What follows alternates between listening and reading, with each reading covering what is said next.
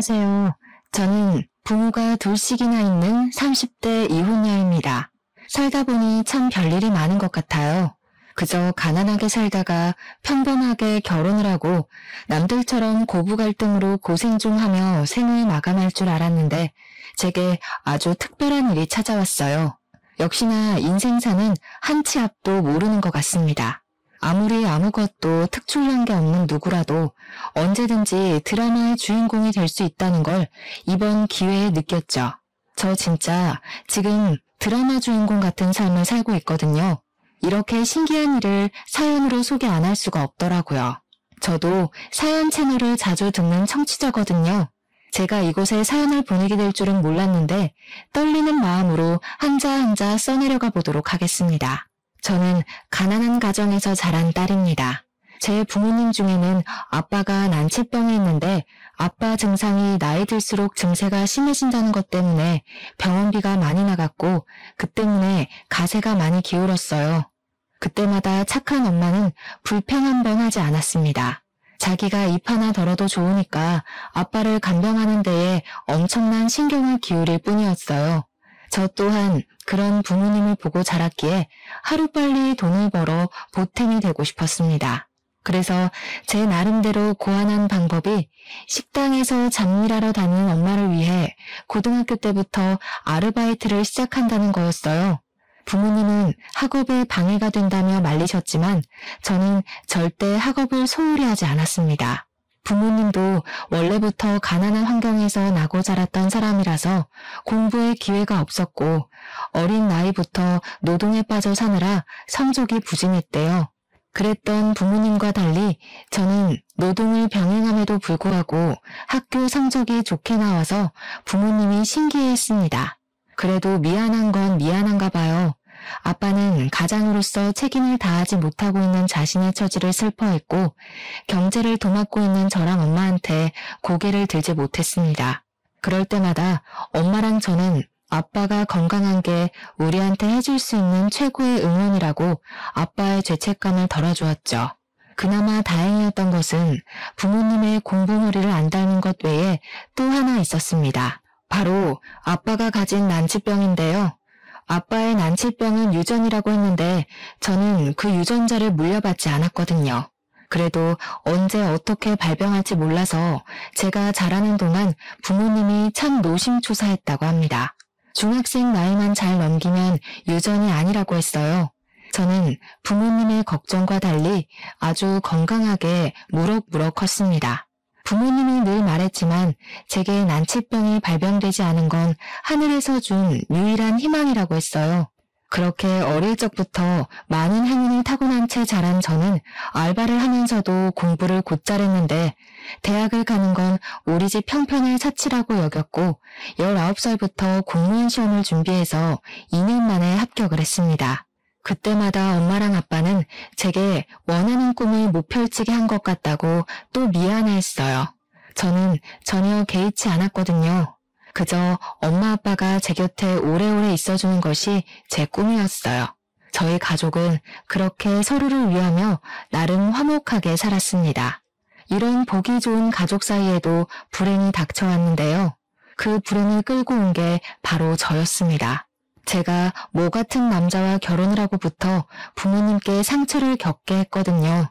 제 인생 중 가장 큰 실수였고 돌아보고 또 돌아보며 반성하고 있는 일이에요. 남편은 입사 동기로 회사에서 만나게 되었어요. 동기인데다가 부서까지 같아서 남편이랑 저랑 친구처럼 서로 의지를 많이 했습니다. 제겐 남편이 첫 남자였는데 그땐 남자가 자상하고 성실하고 나쁘지 않으면 결혼할 만한 상대라고 생각을 했던 것 같아요. 남편이 고백을 했을 때 저도 싫지 않아서 받아주었고 남편이 청혼을 했을 땐 나와 이 남자가 공유한 것이 많으니 당연히 결혼으로 결실을 맺어야 되는 거라는 편견이 있었어요. 저희가 5년 가까이 연애를 했는데 길게 사귀면 당연히 결혼할 사이라는 걸 암묵적으로 약속하는 것 같은 느낌이었달까요? 그래서 아주 자연스럽게 생긴 감정을 시작으로 연애를 이어 결혼까지 골인을 하게 되었죠. 저희는 집안 형편이 어느 한쪽으로 치우치는 사이가 아니었기에 상견례 때도 크게 부딪히거나 기싸움을 할 만한 건더기는 없었어요. 양가 어른들도 비슷한 수준의 혼수 얘기를 주고받았습니다. 그런데 문제는 우리 아빠의 건강 상태였어요. 아빠가 난치병이 있다 보니까 보조기구를 차고 상견례를 참석했었는데요. 당시에는 시댁에서 불쾌감 없이 오히려 우리 아빠를 대단하게 보고 응원해줬거든요. 하지만 사실은 시모가 아빠 상태를 좀 안 좋게 생각하고 있었더라고요. 제가 굳이 아빠 건강까지 알릴 필요 없다고 생각해서 말을 안 했는데 시모가 상견례 때 우리 아빠가 난치병인 걸 알고는 남편에게 저 몰래 결혼을 반대했었대요. 저는 신혼을 시작하고 나서야 그 사실을 알게 되었습니다. 그럼에도 제가 아무것도 모르고 결혼을 할 수 있었던 건 남편의 고집이 워낙 확고했기에 시모가 더는 입댈 수 없도록 만들었기 때문이었어요. 시모는 저희 결혼을 축하해서 허락했다기보단 간섭할 수 없어서 허락한 거였습니다. 그리고 제가 이미 말했듯 양가 집안 형편이 그리 차이가 안 난다고 했잖아요. 혼수를 적게 해준 건 양쪽 다 마찬가지였는데 시모가 우리 집 가게 사정을 무시하는 발언을 종종 하더라고요. 그건 우리가 분가를 하겠다고 결정하고부터 시작이 되었습니다. 아이고, 우리 아들이랑 같은 기수라길래 똑 부러지는 줄 알았더니 영 헛똑똑이네. 뭐 잘났다고 분가를 한대? 왜 멀쩡한 시댁을 놔두고 돈 나가는 짓을 하니? 내가 뭐 며느리 하나 잡아먹을까봐 그래? 아유, 아서라. 시모가 워낙 분가하는 것에 강력하게 참견하고 반대를 해서 결국 남편과 상의해 당분간은 합가를 하기로 했습니다. 시모는 진작에 그랬어야 하는 일이라고 뭘 의논까지 하냐며 뻔뻔하게 콧방귀를 뀌더군요. 뿐만이 아닙니다. 또 제 신경을 거스르게 하는 말이 하나 더 있었는데요. 자꾸 제가 살림을 실수하기만 하면 우리 아빠 난치병 얘기를 해대더라고요. 너희 아빠 병원비 아직도 나가고 있다면서? 그래가지고 어디 애 낳고 살 수는 있겠어? 보니까 우리 아들이 손해인 결혼 많네. 우리는 앞으로 돈을 모을 일만 있지 너희 집은 계속 나갈 일만 태산이라는 거 아니냐. 우리 돈 없다. 혹시나 도와달라거나 돈 빌려달라고 하지 마라. 너희 친정에 줄 돈 10원 한 장도 없으니까. 그렇게 말씀하시면 서운하죠. 저희 친정 일은 제 선에서 충분히 해결되는 거고 이 집에 손 벌 일이 없으니까 아빠 얘기는 조심해주세요. 그래야지. 지금 하는 말이 괜히 쓸데없는 자존심은 아니길 바란다. 요즘 한 입으로 두말하는 아가씨들 많던데 넌 그런 쪽 아닌 거지? 근데 바깥 싸돈 병은 진짜 나을 방법이 없다니? 돈이 없어서 못 고치는 거 아니고? 어머님, 말 조심해달라니까요? 어머님이 허리 디스크 터졌을 때 돈 없어서 수술할 때까지 방치했던 거랑은 달라요. 저희 아빠는 완치가 안 되는 병이라고요. 어머님이 돈 없어서 대처 못했다고 다른 집까지 그럴 거란 생각은 안 하셨으면 좋겠어요. 어머머, 뭐야? 얘 말하는 꼬라지 좀 봐라. 너 지금 우리 집 돈 없다고 무시하는 거냐? 그래봤자 사돈네 집이랑 뭐 얼마나 차이가 난다고? 있어도 우리가 훨씬 넉넉하지. 바깥 사돈이 완치 안 되는 거면 평생 부자 될 확률은 없다는 거 아니냐? 시모는 이렇게 퍽하면 저희 아빠를 걸고 넘어졌어요. 제가 시모한테 솔직하게 대들어도 시모의 반응은 갈수록 예의 없어지기만 할 뿐 기가 죽거나 삐치지도 않았습니다. 차라리 토라져서 저한테 말을 안 걸었다면 더 편하지 않았을까 싶더라고요. 한 번은 시모가 친정을 욕보이는 게 너무 서운하고 화가 나서 남편한테 얘기를 한 적이 있었어요. 남편은 늘 제게 자상했고 저보다 더 생각의 깊이가 깊은 사람이었거든요. 그래서 연애 때 남편이랑 얘기를 할 때면 뭔가 해결책을 얻었던 적이 꽤 있었어요. 그런 걸로 따지면 안 되지. 우리 엄마 입장에선 내가 손해라고 생각할 수 있잖아. 당신이 입장 바꿔 생각해봐. 우리 아빠가 치매 환자라서 똥을 좀 못 가리는데 그런 곳에 딸이 시집 간다고 하면 처가에서도 손해보는 장사라고 생각하지 않겠어? 무슨 그런 말이 다 있어? 그렇게 따지면 나 이미 손해보고 있어. 나라고 남의 집에 들어와서 불편하게 살고 싶겠어? 당신이야말로 입장 바꿔 생각해봐. 당신은 처가살이 안 하려고 하면서 왜 나만 시집살이 당해야 되는데? 우리 엄마가 무슨 시집살이를 시켜. 다른 시어머니 같았으면 끝까지 이 결혼 반대했을걸? 그나마 엄마가 남 생각하는 마음이 지긋하니까 당신 집안이라도 받아준 거지. 웃기는 소리하고 있어. 순간 이게 무슨 심보인가 싶었습니다. 남편이 자기 엄마라서 시모 편을 드는 건 알겠는데 이건 시모 편인 걸 떠나서 우리 집안까지 모욕하는 말이지 않습니까? 다른 시모 같았으면 이 결혼을 반대했다라. 그럼 이 결혼이 어떤 건데요? 그럼 남편도 은연중에 자기가 손해보는 장사로 결혼했다고 생각하는 거잖아요. 이 집에서 하는 일이 다 시집살이란 거 몰라? 출근해서 아무것도 안 한다고 그게 직장이 아닐 수가 있어? 그럼 아무것도 하지 마. 네가 괜히 가만히 있기 불편하니까 우리 엄마 도운 거면서 누굴 탓하는 거야? 싫으면 안 하면 되잖아. 아무도 너한테 집안일 억지로 안 시키니까 사서 욕먹지 말고 그냥 가만히나 있어. 아, 그래. 당신도 안 하는 처가살이 나라고 시집살이 할 필요는 없지. 당신 말대로 가만히 있기 불편해서 움직인 건데 안 해도 된다니까 고맙네. 앞으로 내 몸 내가 알아서 간수할게. 나중에 딴소리 하지 마. 순간 기분이 확 상해서 저는 남편이랑 말 섞지 않았습니다. 연애 때랑은 점차 달라지고 있는 남편의 태도가 너무 서운해서 그 모습을 안 보고 싶기도 했어요. 그리고 바로 다음날 저는 남편이 말을 걸어도 단답으로만 일관했고 시모가 하는 잔소리는 한 귀로 듣고 한 귀로 흘리면서 하루를 보냈습니다. 아침밥도 제 것만 차려 먹었고 빨래도 제 몫만 했어요. 당연히 저를 졸졸 따라다니면서 뭘로 트집을 잡을까 고민하는 시모가 고나리질할 거라 생각했죠. 그럼 저는 그냥 남편이랑 합의한 거라고 따질 거면 남편한테 따지라고만 했습니다. 그랬더니 시모가 진짜 남편한테 따졌나 보더라고요. 그날 제가 저녁 안 차리고 누워서 스트레칭하고 있었는데 남편이 방에 들어와서는 제게 버럭 성질을 내는 거 아니겠습니까? 지금 나랑 해보자는 거야 뭐야? 반항하냐? 오늘 하루 종일 엄마 말 개무시했다면서 어른 앞에서 그게 무슨 버르장머리야? 내가 뭘? 당신이 시집살이 당하지 말래서 피해 있었을 뿐인데 어머님이 종일 나만 졸졸 따라다니면서 하나하나 다 간섭하더라고. 귀에서 피날 뻔했잖아. 그만큼 무시했으면 그만할 법도 한데 어머님도 참 독해? 당신이 경고 좀 해줘. 장난하냐? 사춘기야? 네가 이 집에 얹혀 사는 거면 적어도 기본적인 예의는 지켜야지. 너 때문에 엄마 혈압 올라가게 생긴 거 몰라? 엄마 지금 방에 들어누웠다고. 어머님 방에 자주 들어누워 계셔. 그렇게 입만 동동 떠있다니까? 그리고 혈압은 네 엄마만 오르니? 기본적인 예의는 나만 지켜야 돼? 어머님도 우리 집 모욕하면서 나에 대한 예의 안 지키던데 왜 나만 잘해야 돼? 납득이 너무 안 되니까 설명 좀 해줄래?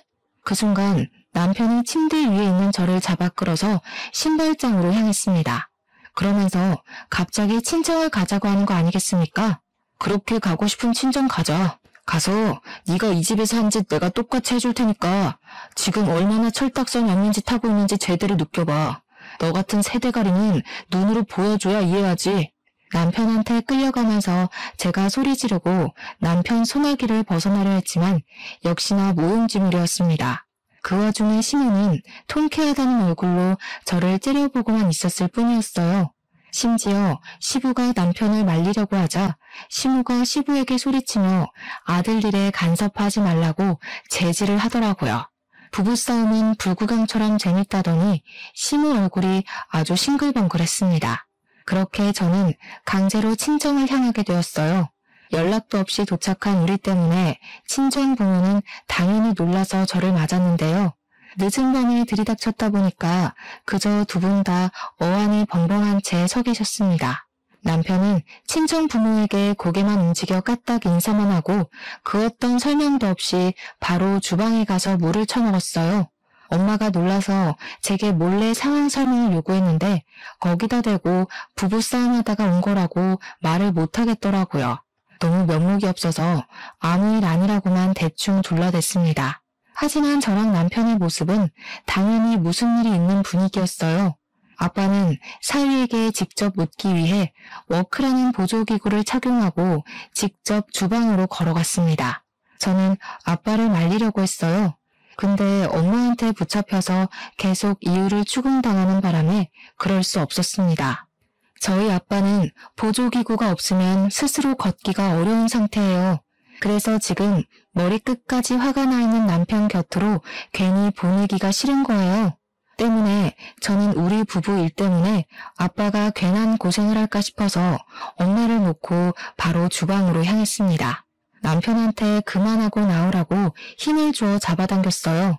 그러자 순간 남편이 저를 뿌리치려다가 컵을 놓치고 말았죠. 컵이 날아가 아빠 앞에 떨어져 버린 거 아니겠습니까? 그런데 문제는 그 유리가 깨지면서 파편 조각이 사방으로 튀었다는 거예요. 날아온 컵과 가장 가까이 있던 아빠에게 큰 피해가 생겼고 제법 부피가 큰 유리 조각이 아빠 얼굴로 튀어올랐습니다. 아빠가 빠르게 고개를 돌려서 다행히 귀만 스치며 조각이 날아갔어요.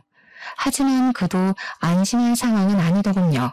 아빠 귀에서 피가 철철 나자 엄마가 놀라서 급히 휴지로 지혈을 했습니다. 아빠가 다치자 저도 그 순간 눈에 뵈는 게 없어지더라고요. 저는 바로 남편의 뒤통수를 후려치면서 고성을 내질렀어요. 이 정신 나간 놈아. 네가 아무리 성질났어도 사람한테 코지하는 건 아니지. 나한테 성났으면 나한테 난리를 부려. 왜 엄한 곳에 화풀이야? 왜 우리 아빠를 다치게 하고 난리냐고. 남편도 막상 상황이 그렇게 되자 당황했는지 제가 때려도 멍하게 서 있더라고요. 근데 그 와중에도 이 자식은 진짜 사람 아니라고 생각했던 건 장인어른에게 1번 방구의 사과도 없이 서 있었다는 겁니다. 상황이 이렇게 됐으면 자기 고집을 꺾고 장인어른한테 사과를 해야 되는 거 아닌가요? 근데 남편은 제게 자존심 안 깎이는 게 더 중요했나 보더라고요. 갑자기 우리 아빠한테까지 막말을 하기 시작했어요. 그러게 왜 굳이 불편한 몸으로 와서는 매를 보세요. 제 표정 보면 모르시겠어요? 지금 제가 인사 나누고 웃을 상황으로 보여요. 솔직히 이건 장인어른 딸이 한 짓이에요. 얘가 잡아당기지만 않았어도 컵이 날아가진 않았을 거라고요. 왜 하필 그쪽에 서 계셔선 저를 나쁜 놈으로 만들어요. 이런 자식한테는 말로 해선 안 되는 일이라고 생각했습니다.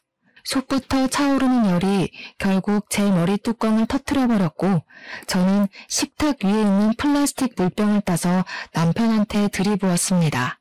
그리곤 플라스틱 병으로 남편을 정신 못 차리게 두들겨 팼어요. 엄마가 뒤늦게 말렸지만 이미 정신이 반 돌아버렸던 저는 눈앞에 남편밖에 안 보이더라고요. 남편 눈에서 눈물이 났으면 좋겠다는 생각으로 미친 듯이 두들겨 패다가 그 녀석 귀를 잡아 끌고 현관까지 가서는 집 밖으로 내쫓았습니다. 다시는 우리 엄마 아빠 앞에 나타날 생각하지 마. 안 그래도 거지 같은 너네 집안 완전히 몰살시킬 거거든? 우리 아빠가 흘린 피만큼 네 엄마도 똑같이 느끼게 해줄 거야. 가서 네 엄마한테 몸간수 잘하고 있으라 해. 아, 신발은 이미 밖에 내놨으니까 신고 가든지 말든지. 각오해. 지금 짱돌 들게 생겼으니까. 대문을 두드리고 난리난 남편을 뒤로 한 채 저는 바로 남편 신발을 들어 베란다 밖으로 던져버렸죠. 그렇게 제가 며칠간 친정에서 쉬면서 부모님께 제 처지를 솔직하게 말했어요. 친정 부모님도 제 뜻을 존중해 주더라고요. 아마 친정 부모님이 남편의 성과를 보고 좀 놀란 듯 했죠. 저더러 그런 놈 있는 집에 혼자 살게 못 내버려 둔다고 하루빨리 이혼을 하라고 했습니다. 부모님 덕분에 더 쉬운 결심을 한 저는 겁을 상실했어요. 그리고 바로 시댁에 올라갔는데요. 들어가자마자 제 앞으로 짐가방이 툭 떨어지더라고요. 남편은 이미 출근한 상태였고 시모 혼자 있었는데 시모가 저한테 기세등등한 채로 말을 하더군요. 뭐 잘난 부모라고 살짝 긁힌 걸로 유난을 떨었다니? 그걸로 감히 내 아들을 맨발로 쫓아내? 내 아들이 그런 거지 같은 집에서 상문 대접 받을 앤 줄 알아? 병든 집안 받아줬으면 넙죽 엎드려서 절이나 할 것이지. 건방지게 말이야. 아들이 너랑 못 살겠다더라. 나도 잘됐다 싶었어. 병이라도 옮을까봐 얼마나 쫄았는지 아니? 말하는 꼬락서니가 더는 어른 취급해드리기 힘들었습니다. 그래서 저는 짐가방을 들고 우리 아빠가 귀를 다쳤던 것처럼 시모한테 똑같이 해주고 싶었어요. 이미 그렇게 하겠다고 남편한테 통보도 했었잖아요. 저는 바로 시모 앞에 다가가서 다 늘어진 눈을 부릅뜨고 있는 시모 얼굴로 무거운 가방을 휘둘렀습니다. 정확히 시모 귀싸대기를 후려친 거죠. 맞았다는 게 티는 안 났지만 시모가 무게에 밀려 나자빠지고 말았지 뭡니까? 허리 디스크가 도졌을지도 모를 정도로 펄썩 엎어지더라고요. 야, 이게 어디 감히 어른을 가방으로 패? 이제 막 나가기로 작정했니? 그래, 가난뱅이 집에서 못 배우고 자랐으니까 이런 천박한 짓을 하는 거겠지. 어떻게 갈수록 더 정신 나가는 거야? 네, 잘 보셨네요. 저 정신 나갔어요. 정신 나간 여자 건드리면 어떻게 되는지 보여줘요? 우리 아빠는 피 봤는데 고작 이걸로 아파 뒤지겠는 얼굴 하면 안 되죠. 제가 가난뱅이 집에서 못 배우고 자랐다고요? 다른 사람은 몰라도 어머님은 그런 소리 못해요. 남편이 저랑 똑같은 처지잖아요. 지금 아들 욕하시는 거랑 똑같은 거예요. 무슨 큰일 날 소리를 해? 우리 아들은 너랑 다르거든? 남자애라서 승진도 너보다 빨리 할 거고 너보다 훨씬 더 좋은 성적으로 입사했을 거다. 집에서 병든 부모 뒤치다꺼리 한다고 시간 뺏긴 애랑 우리 아들을 동급 취급하면 안 되지. 어머님이야말로 병든 닭이면서 왜 그러세요? 어머님 요실금 있으시잖아요. 그동안 말 못했는데 지나다닐 때마다 얼마나 지린내가 나는지 아세요? 그거야말로 진짜 더러운 병 아닌가요? 같이 지내는 아버님 불쌍해서 어쩌나? 시모는 얼굴이 확 붉어지면서 더 이상 반박 없이 저한테 쌍욕만 해댔습니다. 별 소득 없는 욕이라서 저는 시모 감정을 깡그리 무시했고 두말하기 싫어서 바로 합의 이혼을 요구했어요. 제 앞으로 있는 빚이 남편 앞으로 있는 빚보다 더 많은데 이것도 이혼할 때 분할이 된다고 하더라고요. 그렇게 우리 아빠 병원비 가지고 사람 피마르게 하더니 그 병원비 좀 같이 갚아보자고 할 심산이었습니다. 그걸 알아서 그런지 시모가 합의는 무슨 합의냐고 소송할 거라 하더라고요. 저라고 소송 못해서 안 하는 줄 아나 봐요. 뻔뻔한 시모에게 저도 우리 아빠 다치게 한 사위를 걸고 소송할 거라고 바로 말했죠. 아빠가 얼마나 다쳤는지 그 사진과 정황을 시모 앞에 들이밀어주니까 아무래도 눈에 띄게 다친 우리 쪽이 더 유리할 것 같았는지 시모가 별 반박 못하고 저를 째려만 보더라고요. 그렇게 집을 나왔는데 당장 출퇴근할 집이 없어서 좀 난감했어요. 그렇다고 바로 일을 그만둘 수도 없는 실정이거든요. 최소 한 달 전에는 사직 의사를 미리 밝혀야 되는 게 근로법 아니겠습니까? 그래서 할 수 없이 선택한 방법이 바로 찜질방이었어요. 친정 부모님한테는 아직 이혼 얘기가 길어져서 밀어주는 중이라고만 했고 절대 찜질방에서 집도 없이 처량하게 있다고는 말 못했습니다. 그 와중에 황당한 건 남편이 일체 연락을 안 하더라고요. 분명 제 이혼 의사를 시모한테서 전해 들었을 텐데 회사에서도 아는 척을 안 했습니다. 기가 막혔지만 저도 마찬가지로 모르는 사람 취급했어요. 아, 빨리 이혼 도장 찍으라는 말 정도는 해줬습니다. 물론 그마저도 남편이 저를 투명인간 보듯 무시해버렸지만요. 그러던 어느 날 항상 그랬듯 퇴근하고 찜질방으로 향하는 중이었는데 갑자기 친정엄마한테 전화가 오더라고요. 받았더니 지금 바로 친정 와줄 수 있냐고 부탁을 하는 겁니다. 하지만 당장 친정에 갈 수 있는 여건이 안 되었습니다. 저는 원래 운전은 할 줄 알지만 남편이랑 같이 출근했기에 굳이 차는 사지 않았거든요. 그리고 시외버스 시간을 맞추기도 애매했습니다. 미안하지만 엄마한테 내일 내려가야겠다고 했더니 엄마가 무슨 일인지 말은 안 해주고 그저 내일 아침에 일찍 좀 와달라는 부탁만 했어요. 저희 엄마는 제가 사정이 어렵다고 하면 무조건 제 사정에 다 맞춰주는 사람이거든요. 엄마가 이처럼 제게 직접적으로 고집을 부린 건 그날이 처음이었어요. 어딘가 평소와 다른 엄마 태도 때문에 저는 엄마 사정이 조금 급하다는 걸 예감했습니다. 할 수 없이 저는 택시 타고 지금 바로 출발하겠다고 했고 그렇게 3시간을 달려서 친정에 도착했어요. 자정이 다 되어가던 시간이었던 걸로 기억합니다. 그런데 웬일로 친정집에 불이 다 켜져 있더라고요. 더 당황스러웠던 건 거실에는 모르는 손님까지 덩그러니 앉아 있었습니다.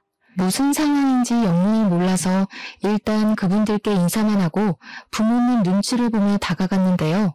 갑자기 모르는 분들이 일어나서 제 손을 잡고 느닷없이 눈물을 보이더라고요. 닮았네요. 우리 그이랑 닮았어요. 어떻게 이런 일이 있을 수가 있는 거죠? 설마 했는데 정말 이 아이가 제 아이일 줄이야. 아이고, 내 새끼가 이렇게 살아있었구나. 소리내어 오열하던 아줌마는 저를 꼭 안아주기도 했습니다. 근데 우는 건 우리 엄마도 마찬가지였어요. 아무런 설명도 없이 다들 울기만 하는데 저로서는 당최 이게 무슨 상황인지 해석이 안 되더라고요. 그럼에도 이게 평범한 상황은 아니라는 걸 직감했어요. 역시나 제가 진짜 놀라야 했던 건 이제부터 시작이었던 겁니다. 아빠가 설명을 해주길 저를 보고 눈을 못 떼는 이 아줌마 아저씨가 제 생모 생부라고 했습니다. 그러니까 저는 저희 부모님의 친자가 아니었다는 거예요. 애가 바뀌었대요. 제가 태어나고 산부인과 측 실수로 병원 기록이 바뀌는 바람에 자식이 바뀌는 사고가 일어났다고 하더라고요. 그걸 생모생부가 먼저 알게 되었다고 합니다. 생모생부가 키우던 자식이 교통사고가 났는데 급하게 수술을 시도하려고 혈액 검사를 진행했고 거기서 자식의 혈액형이 자기들 사이에서 나을 수 없다는 걸 알았다고 했습니다. 그 때문에 유전자 검사를 진행했는데 친자가 아니라는 게 확인이 되었다네요. 그때부터 친자식을 찾기 위해 여기저기 수소문을 했대요. 그렇게 어렵사리 저희 집을 찾아냈고 저를 부르기 전 이미 제 부모님을 먼저 만났었답니다. 저를 부른 건 제가 그들의 친자식이 확실하게 확인되었기 때문이라고 했어요. 근데 여기서 더 놀라운 건 그 생모랑 생부가 친자식인 줄 알고 키운 딸이 우리 아빠랑 똑같은 난치병이었다는 거예요. 유전력이 센 그 난치병이 제게 유전되지 않았던 건 제가 친정 부모의 친자식이 아니었기 때문이었어요. 부모님은 이미 이 사실을 들은 것 같았는데도 충격이 크셨는지 많이 혼란스러워 하셨습니다. 저 또한 단 몇 시간 만에 받아들이기엔 믿을 수 없는 사실이었지만 제가 없는 동안 제 물건으로 생부모가 친자 검사를 했나 보더라고요.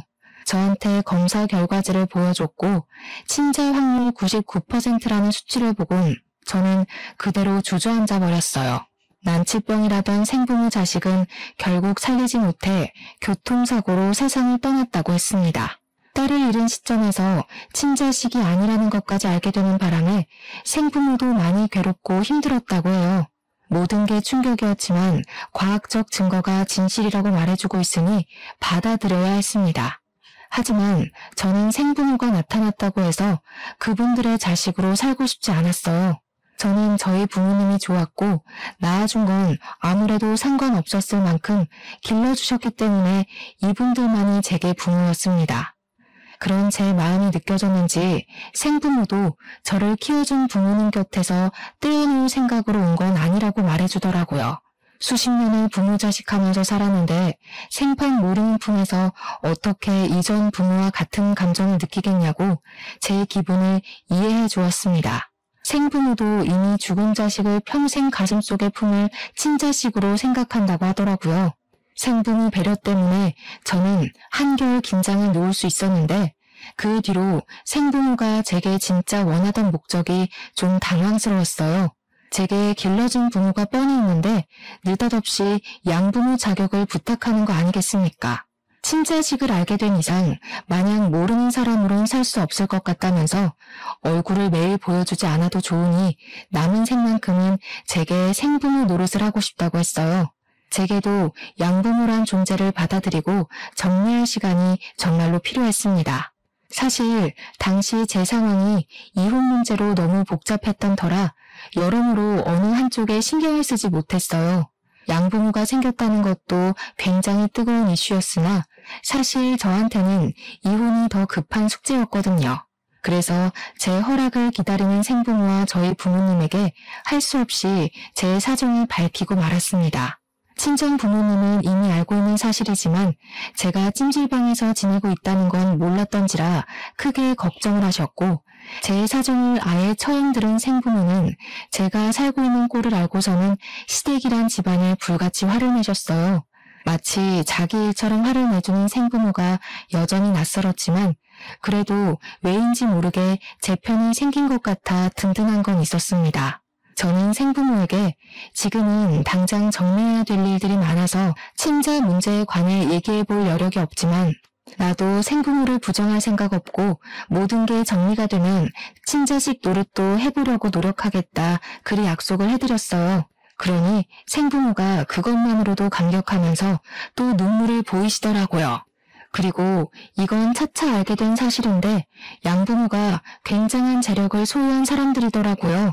당장 시댁 사람들 신상이 되라고 하길래 일단 알려드렸더니 저더러 뒷일은 생각하지 말라고 하대요. 그리고 합의 이혼은 절대 해주지 말라고 했습니다.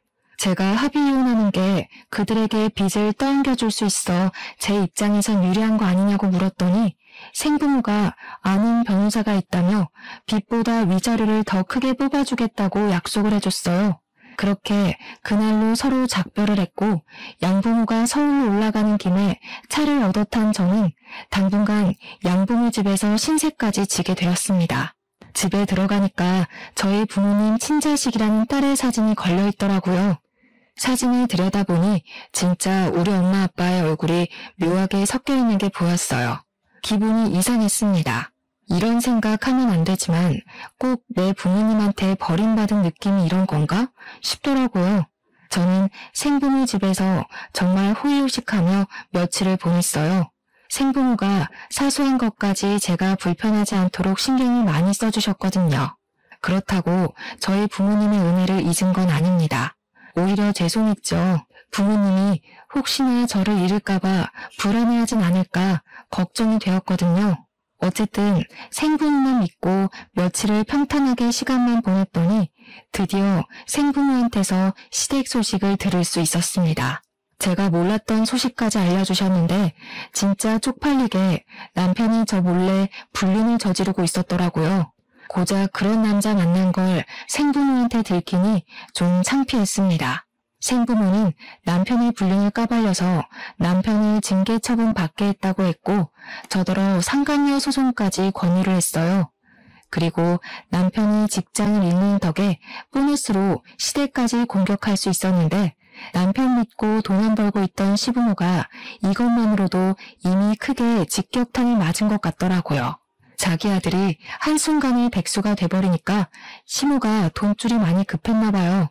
마지막 종잣돈 2천만 원으로 시부의 친구가 추천하는 종목에 투자를 했다가 홀레당 다 날려버렸다지 뭡니까. 시부 친구는 시부랑 20년 지기 동네 친구라서 믿을만 했다는데 돈을 다 잃고 나서 알게 된 사실이 그야말로 충격인데요. 그 동네 친구가 사실은 빚만 9억 넘게 가진 도박꾼이었다는 겁니다. 그것 때문에 그나마 착했던 시부가 절망해서 집구석에만 틀어박혀 있는 상태라 했고 시부는 카드 결제일을 넘기는 바람에 카드사에서 독촉 전화를 받고 있다고 했어요. 그 와중에 남편은 상간녀랑 불륜을 들키는 바람에 티격태격하다가 갈라선 상태고요. 그야말로 시댁이 한순간에 몰락해버린 상황이었습니다. 제가 남편한테 시댁 몰살시킬 거라 소리 지른 적이 있었는데 그걸 정말로 실현하게 될 줄은 몰랐어요. 그것도 알아서 진흙탕에 빠지더라고요. 궁핍해진 시댁 사정에 저는 이때다 싶어 얼른 이혼 소송을 준비했어요. 그 과정에서 한 번도 연락이 없던 시모가 갑자기 제게 전화와 문자를 해대기 시작했는데요. 문자를 얼추 훑어보니까 대충 저를 잡고 싶어하는 눈치였어요. 그리고 무엇보다 제가 알려준 적 없는 제 생부모 사정을 알고 있더라고요. 그래서 제가 생부모를 찾아가 어떻게 된 거냐고 물어봤는데 생부모가 하는 말이 사실은 제게 함부로 한 시댁을 법의 손에만 맡기는 것이 아까워서 어떻게 생겼나 얼굴이나 보려고 시댁을 찾아갔다고 하는 겁니다. 가서 시부모에게 당당하게 명함을 내밀었고 자기들이 제 생부모라고 얘기를 했다네요. 그걸 알고 특히 시모가 눈이 획 돌아갔나 봐요. 그렇게 이혼시키려던 며느리한테 갑자기 돈 많은 부모님이 떡하니 생기니까 욕심이 난 것 같다고 했습니다. 그러니까 저더러 대화로 풀어보자고 자기가 실수한 게 있다면서 저를 붙잡으려고 한 거겠죠. 그리고 생부모님이 다시 시댁을 찾아갔더니 완전 초상집 분위기로 바뀌었대요. 생부모님은 거기다 대고 시모에게 잃어버린 우리 딸 늦게 찾은 만큼 이런 수준 떨어지는 집안이랑 연맺고 있는 거 못 본다면서 당장 이혼시키려 한다고 통보를 했다고 합니다.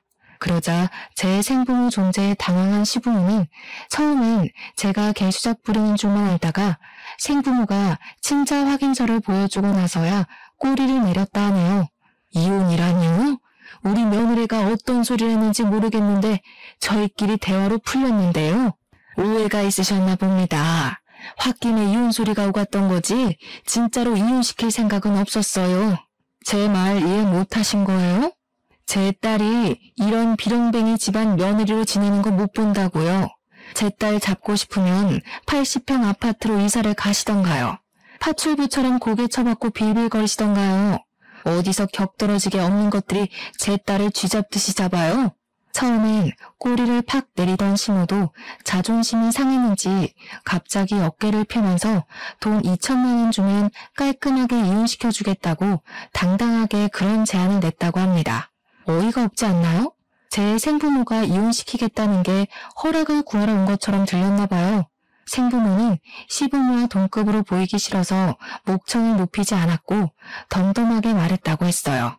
허락 구하는 거 아니고 통보라고 말이죠. 그리고 시부모가 상황 파악을 잘 못하는 것 같아서 한 번 더 쐐기를 박아주었다고 했습니다. 합의 아니고 저희가 소송하겠다고 예고하러 온 겁니다. 그렇잖아도 이미 초상집 같은데 위자료까지 털리시면 완전 개털되겠네요. 남의 집안 무너뜨리는 거 취미였는데 어느 부모가 자식 무너지도록 내버려 두겠어요. 내 자식 눈에 눈물 나면 상대방 눈에는 피눈물을 내주는 게 부모만 아니겠습니까? 그러자 어줍잖게 자존심 세우려던 시모가 제대로 상황 파악을 했는지 냅다 무릎 꿇고 싹싹 빌기 시작했답니다. 그 독한 사람 눈에서 눈물까지 났다네요.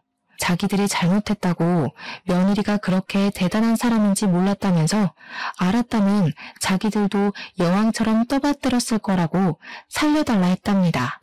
가난하면 개무시해도 되고 있는 집 자식이면 상전 대우해준다는 시모의 마인드가 기분 나빴던 생모는 끝까지 고상함을 유지하려 했으나 제가 어떻게 시집살이를 해왔는지가 눈에 보여서 참을 수가 없었대요.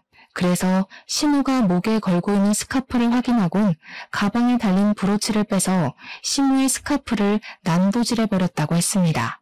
시모가 깜짝 놀라서 스카프를 뺏으며 하나밖에 없는 명품 물건이라고 소리를 고래고래 질렀다네요. 명품도 명품 나름이죠. 주인이 싸구려인데 명품 차고 있으면 뭐합니까? 명품 거리기 전에 본인 성품부터나 갈고 닦으세요. 당신처럼 주제 파악 못하고 설치는 인간들이 제일 불쌍해. 하수구에서나 사는 날파리가 1급수 계곡물을 탐내면 되나? 배보다 배꼽이 큰 짓은 내목 조르는 짓이에요. 알아들었어요? 그렇게 생부모는 그대로 그 거지 같은 집을 나섰다고 합니다. 그리고 생부모의 금전적 지원으로 저는 이혼소송 변호사를 구해서 후한 대접받으며 상담을 할 수 있었고 소송까지도 무사히 진행할 수 있었습니다. 남편도 연락이 없다가 법원으로부터 소장이 전달돼서야 전화가 왔는데요. 이미 시부모한테 제 생부모 사정까지 다 들었더라고요. 여보, 도대체 어떻게 된 거야? 당신 부모님이 왜 내가 알던 분이 아니야? 정말 그분들이 장인어른 장모님 맞아? 그럼 당신 여태 나한테 거짓말했어? 누구한테 여보래? 그래서 맞고서라도 하고 싶은 거야? 할 돈은 있니?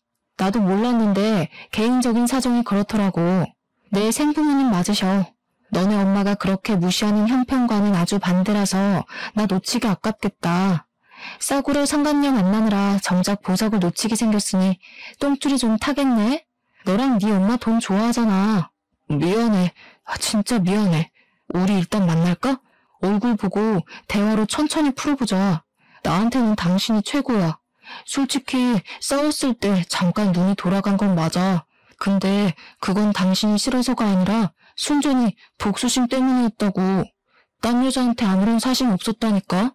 이제 너네 집 빌런뱅이 됐잖아. 나 더는 수준 떨어지는 집안이랑 상종하기 싫어. 나랑 싸우는 와중에도 바람 피우면서 딴짓하는 놈은 더 싫고, 당분간 죽지 않고 살려면 바람 피울 시간도 없을 거야. 돈이 있어도 너 같은 쫌생이 쳐다볼까 말깐데 돈까지 없으면 어느 여자가 좋다고 하겠니? 네 주제를 좀 알렴? 앞으로 연락해봤자 나는 이제 네가 감히 쳐다보지 못할 급으로 더 커져 있을 거라고. 마지막으로 그렇게 한마디를 던진 후 전화를 끊어버렸습니다. 당연히 자기 엄마랑 똑같이 주제 파악 못하는 남편이 구질구질하게 매달려왔지만 이젠 말 섞을 필요가 없어서 그대로 수신 차단했어요. 저랑 저희 부모님은 생부모 도움으로 이사까지 가서 더는 시댁이랑 남편 소식을 알 수 없었습니다. 이사를 가게 된 것도 생부모의 부탁으로 생부모 바로 윗집으로 옮기게 되었고, 저는 현재 부모의 사랑 2배로 받고 있는 중이에요. 결혼 생각은 전혀 없지만 혹시라도 또 다른 인연이 찾아온다면 상대 쪽에서 부담스러울지도 모를 가정사일지도 모르겠습니다. 하지만 저는 이 부담을 감당하라고 강요할 생각은 없어요. 앞으로 제게 짝이 생기면 생기는 대로, 안 생기면 안 생기는 대로 물 흐르듯 살아가려고요. 근데 아마 남자를 돌아볼 시간은 없을 것 같아요. 제가 효도를 해야 할 분들이 훨씬 많아졌고 새로 생긴 가족들과 새로운 추억을 만들어가기도 벅찰 것 같거든요. 이상한 시댁을 만나는 바람에 저답지 않은 언행을 많이 보였는데 그걸 제 본성으로 보시진 않았으면 해요. 사람이 살려면 제 안에 없었던 부분을 억지로 만들어내서 표출해야 할 때가 있더라고요. 그러는 과정에서 저도 많이 다쳤다는 걸 이해해 주셨으면 합니다. 저도 글을 쓰는 내내 제 모습이 낯설어서 한 번씩 손가락을 주춤거렸었네요. 아무튼 지나간 일은 그저 지나버린 일로 묻어두려고 가볍게 얘기를 풀어보았습니다. 앞으로 저를 기다리고 있을 새 삶과 새 환경에 적응하려면 과거 일은 그만 잊어줘야겠어요. 그래도 나름 드라마 주인공 같은 인생이라고 말해도 될 것 같지 않나요? 평생 못 벗어나도 상관없는 가난한 인생이었지만 조금은 이질적인 부잣집 딸이 되어버렸잖아요. 살면서 이만큼의 반전은 쉽지 않은 기회라고도 생각을 합니다. 마냥 경계만 하지 않고 제 운명을 인정하려고 해요. 이 또한 저의 하나밖에 형제이니까요. 들어주셔서 너무 감사드려요. 저도 사연을 듣던 사람인지라 사연 하나하나에 청취자분들의 귀한 시간이 많이 할애된다는 걸 알거든요. 아무쪼록 늘 좋은 일만 가득하시고 하시는 모든 일 번창하길 바랍니다. 감사합니다.